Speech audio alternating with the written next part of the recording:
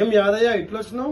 ఏమైనా పనా పిల్లగాని కోసం వచ్చి? ఏం లేదయ్యా, పోరగాన్ని కొట్టినావు అంట కదా, ఎందుకు కొట్టినావు, ఎందుకు మందలిచ్చినావు, మరి ఏమైనా తప్పు చేసినాను కనుక్కొని. ఏం లేదు యాదయ్య, ఏం చదువుతున్నాడు? చదువుతలేడు, టైం వేస్ట్ చేస్తున్నాడు, క్లాస్ లో కూర్చొని ఎప్పుడు ముచ్చట్లో చెప్తుంటుంటాడు. ఇప్పుడు దెబ్బలు వేస్తే చదువు వస్తుంది. అందుకోసమే నిన్న బాగా కొట్టినా, నేను చదవాలని చెప్పేసి కొట్టినాను.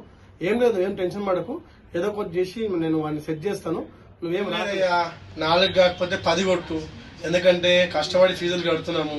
మీరు మీ చేతిలో పెట్టిన ఏదైనా కొంచెం చేసి వాడిని ప్రయోజకుని చేయండి. 4 కాకపోతే 10 కొట్టు, 10 కాకపోతే 20 కొట్టు, లేకపోతే 4 గంటలకు స్కూల్ వెళ్ళాను ఇంకా రాత్రి 10 గంటల వరకు నిజంగా పెట్టుకో అయ్యా.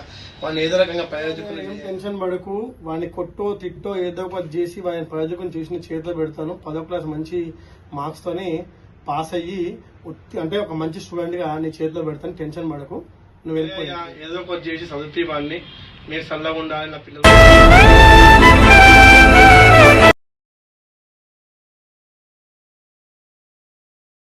గుడ్ మార్నింగ్ అండి రాజు గారు, ఎలా వచ్చారేంటండి? ఏం సార్, మా పౌరుని కొట్టినావంట? ధనాదన్ 4-5 కొట్టినావంట, ఎందుకు కొట్టినాను? ఏం లేదు సార్, చదువుతలేడు అని చెప్పేసి 2 దెబ్బలు వేసినాము. కొడుతూనే కదా వాళ్ళకి చదువు వస్తుంది. ఏం చదువుతుందని చెప్పేసి మార్క్స్ చూసి ఎంత తక్కువ వచ్చినాయో మార్క్స్. అస్సలు మొత్తం టైం వేస్ట్ చేస్తున్నాడు, క్లాస్ లో మొత్తం ఎప్పుడు ముచ్చట్లు పెడుతున్నాడు.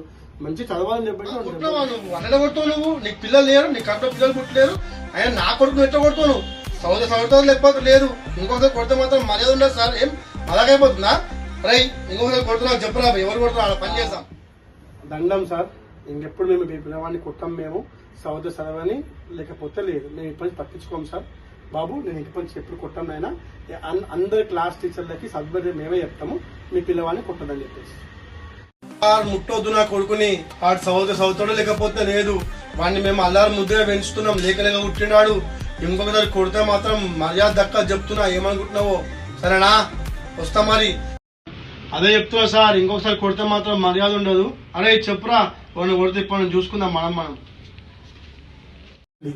ఇప్పుడు నేను పెట్టిన వీడియో వాస్తవ పరిస్థితులు. ప్రతి పాఠశాలలో ప్రతి ప్రిన్సిపల్, ప్రతి క్లాస్ టీచర్ కూడా ఇటువంటి సంఘటనలు ఫేస్ చేస్తున్నారు. ఒకప్పుడు పేరెంట్స్ పిల్లల్ని కొట్టండి సార్, చదువు చెప్పండి సార్ అంటుండే. ఇప్పుడు అదే పేరెంట్స్ చదువుతాడో లేకపోతే లేదు, మా ఇష్టం అనే స్థాయికి ఇప్పుడు వచ్చేస్తారు. కాబట్టి పిల్లలలో టీచర్లు అంటే ఒక ప్రేమ, భయం అని పోయేసేసి అహంకారం అనేది ఏర్పడ్డది. దయచేసి తల్లిదండ్రులు అందరూ కూడా ఒకటే మనవి ఏంటంటే, గురువు అనేవాడు ఎప్పుడైనా దండిస్తే అది వాళ్ళ మేలు కోసమే అని చెప్పేసి గ్రహించండి. అండ్ ఇంకోటి ఏంటంటే, ఎప్పుడైనా సరే పిల్లవాడి ముంగట మీరు గురువుతోని అంటే టీచర్తో కానీ, ప్రిన్సిపల్తో కానీ, క్లాస్తో కానీ ఎప్పుడు గొడవ పడకూడదు. ఎప్పుడైతే మీరు పిల్లల ముందు గొడవ పడతారో ఆ రోజు నుంచి ఆ పిల్లవాడికి టీచర్ అన్నా లేకపోతే ప్రిన్సిపల్ అన్నా భయం పోయేసి మా తల్లిదండ్రులే తోపు అనే ఒక భావన వస్తుంది. అందుకోసమే వీడియో చేస్తాను. Thank you.